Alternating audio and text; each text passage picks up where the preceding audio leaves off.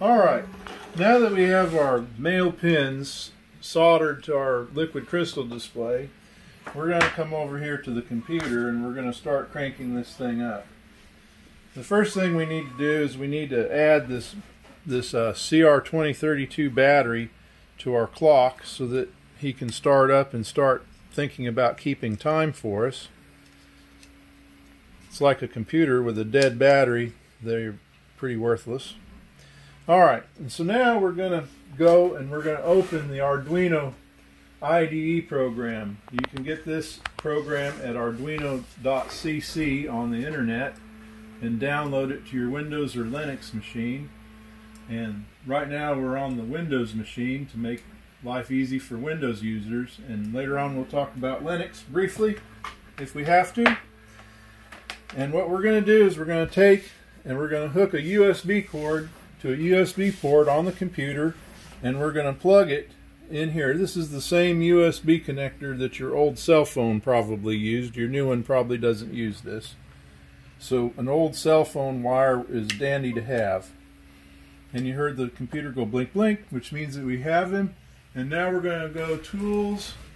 We're going to make sure our board says Arduino Mega 2560 and that we're on a 2560 processor. And the port, we're going to select our COM port. And since I'm in Windows, the new COM port that just showed up out of nowhere is COM 8.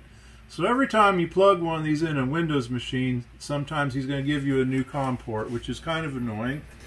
And this program here is called EEPROM Clear, which is actually in the EEPROM examples. And what it's going to do is it's going to go and it's going to prepare our Arduino for loading the date or loading the time values. And it doesn't have a void loop, and it's all done in void setup. It initializes a pin, it creates a loop from 0 to the EEPROM length and writes a 0 to each location in the EEPROM. Instead of having garbage in the EEPROM, it'll now have zeros once this runs. And when it's done, it'll turn the LED on that's now blinking, this red LED that's blinking on it. All Arduinos come running a program called Blink, which causes their LED to blink. Once I load this software, it's going to clear as EEPROM, and the software is loading, well, compiling, and once it's done compiling, he'll upload it to the device.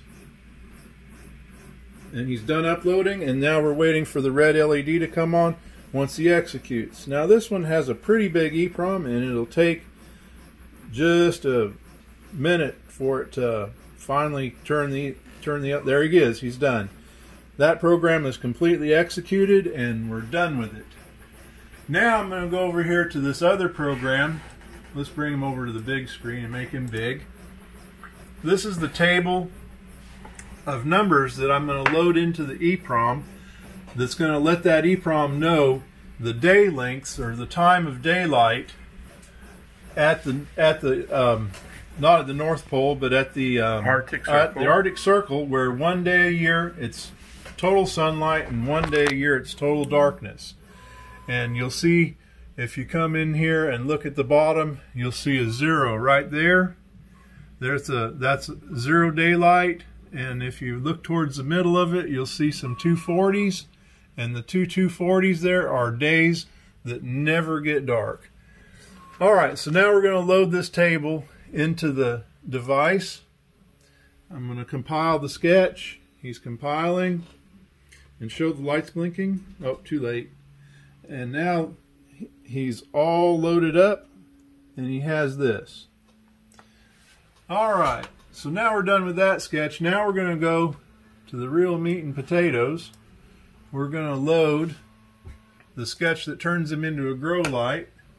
And this is the grow light for the 2004 LCD display written on 2/24/21.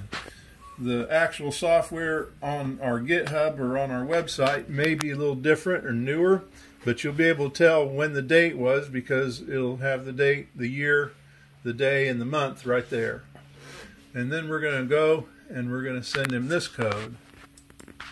And he's compiling the sketch. Oh, no. One wire.